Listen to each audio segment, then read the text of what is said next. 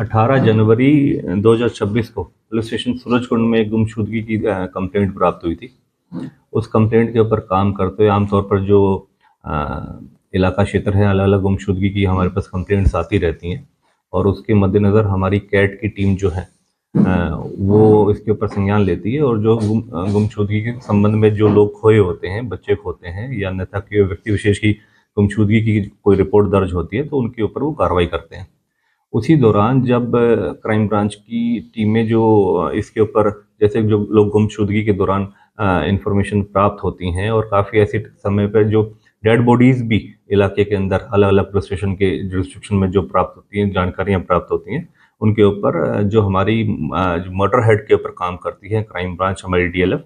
जिसके इंचार्ज रमेश हैं, वो इसके ऊपर गहनता से इनकी जांच करते रहते हैं। तो इसी दौरान जब 18 जनवरी 2026 को सूरजकुंड पुलिस स्टेशन में गुमशुदगी की रिपोर्ट प्राप्त हुई, उसके ऊपर संज्ञान लेते हुए हमारी जो क्राइम ब्रांच और कैट की टीमें हैं, उन्होंने उस एक जानकारी हासिल करी जिसमें पता चला कि 1 दिसंबर 2026 को मेवला महाराजपुर के पास रेलवे ट्रैक के ऊपर एक डेड बॉडी की सूचना प्राप्त हुई थी, जिसका फेस काफ़ी डिस्टॉर्टेड था और उसकी जब जानकारी जब इस जो गुमशुदगी वाली डिटेल्स थी इसके साथ जब मैच हुई तो काफ़ी तौर पर ये संज्ञान में आया कि कहीं ना कहीं ये वही डेड बॉडी है जिसके बारे में गुमशुदगी रिपोर्ट प्राप्त हुई है सूरजकुंड में। तो उसके ऊपर तुरंत प्रभाव से हमारे कमिश्नर पुलिस श्री सत्येंद्र गुप्ता साहब ने इसके ऊपर इसका संज्ञान लिया और हमारे डीसीपी क्राइम मुकेश मल्होत्रा साहब के मार्गदर्शन और निर्देशन में टीमों का गठन करा गया और DLF crime branch Ramesh incharge, उनकी टीम ने एक अथक प्रयास करते हुए इस पूरे घटनाक्रम की गुत्थी को सुलझाने में सफलता प्राप्त करी और उसी दौरान 2 व्यक्ति विशेष, जिसमें एक लेडी है जिसका नाम अंजनी है और उसी का प्रेमी रियाउल, इन दोनों को पकड़ने में, इस पूरे घटनाक्रम को अंजाम देने के संबंध में अरेस्ट करा गया है। पृष्ठभूमि इस पूरे संबंध में ये है कि जो अंजनी है वो जो मृतक, जो डेड बॉडी हमें 1 दिसंबर को प्राप्त हुई थी रेलवे ट्रैक के ऊपर, उसकी वाइफ है और काफ़ी समय से रियाउल के साथ ये प्रेम प्रसंग के अंदर थी और रियाउल के साथ काफ़ी समय से इसका संबंध था, जिसके बारे में जो इसका हस्बैंड था, सुमन नाम का जो मृतक था, उसको पता चल गया था। तो किसी तरीके से इन दोनों ने ये प्लानिंग करी कि इसको अपने रास्ते से हटाया जाए ताकि दोनों एक साथ रह सके। तो जो मेवला महाराजपुर के अंदर ये एज ए बतौर किराएदार के तरीके से रहते थे सारे, और वहीं पर एक कंपनी के अंदर रियाउल और अंजनी दोनों ही एज ए एम्प्लॉय काम कर रहे थे, जहां पर इनकी घनिष्ठ जानकारी हुई और आपस में इनका संबंध बन गए। उसी दौरान जब इनका आपस में प्रेम प्रसंग चल रहा था तो जो अंजनी का हस्बैंड है सुमन, उसको इनके बारे में कुछ जानकारी इनके और आभास हुआ, जिस संबंध में इन्होंने ये सारी प्री प्लानिंग करी कि किस तरीके से इसको अपने रास्ते से हटाए। और सुमन बतौर एक ऑटो चालक है और फिर इन्होंने अपनी प्लानिंग के अनुसार 30 नवंबर को इस पूरे घटनाक्रम को अंजाम दिया। इसको किसी बहाने अंजनी और ये रियाउल दोनों लेके गए और इन्होंने फिर मौके पर उसको नशे के, मतलब ड्रिंक वगैरह कराया, नशे की हालत में एक पत्थरों से इसके सर के ऊपर वार करा, जिसका मौके पर इसकी मृत्यु हो गई।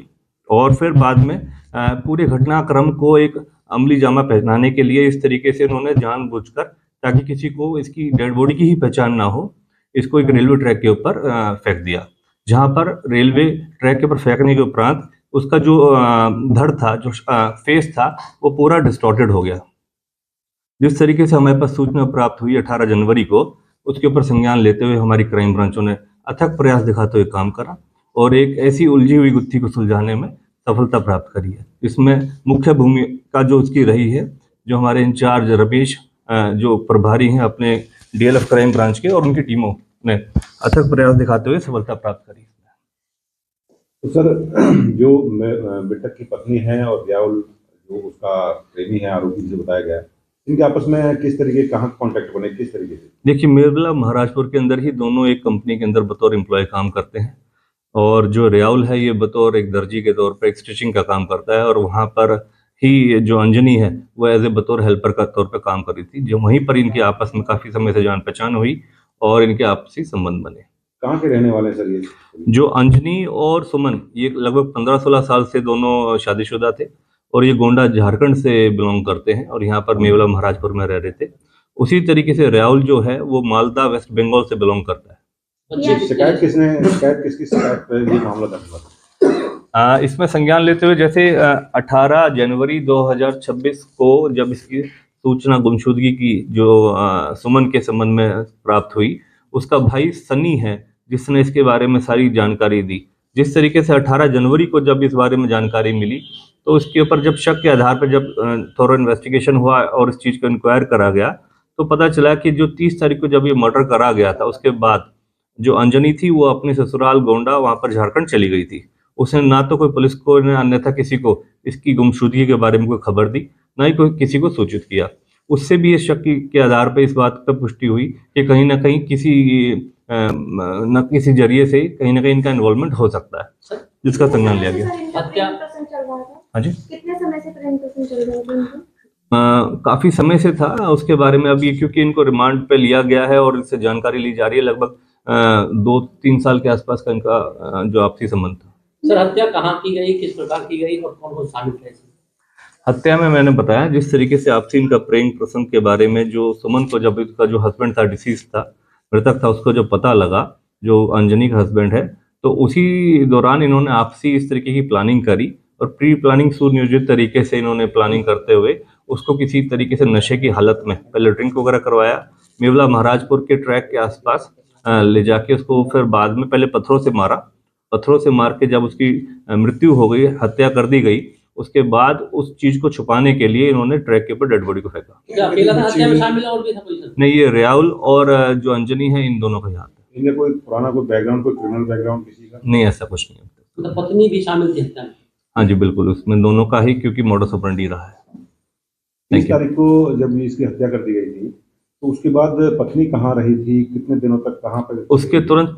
बाद ही कुछ ये अपने गोंडा झारखंड चली गई थी ससुराल, और उसके बावजूद वहां पर भी इसने कोई इस तरीके की कोई भी सूचना नहीं दी कि ये सुमन है, ये कहाँ है। उसी के शक के आधार पर कि जिस तरीके से जैसे 30 नवंबर को ये हत्या का जो अंजाम दिया गया और 18 जनवरी को इसके बारे में जब सूचना उसके भाई ने आके दी तो उससे संदेह के घेरे में आई और उसके बारे में कहीं ना कहीं ये जानकारियां प्राप्त हुई कि भी कहीं ना कहीं इसके और अन्यथा इसके किसी और साथी के साथ मिलकर इसने शायद इस वारदात को अंजाम। जब गहनता से पूछताछ करी गई और इंटरोगेशन में लिया गया तो सारी चीजें सामने आई। कहाँ से गिरफ्तार किए गए दोनों?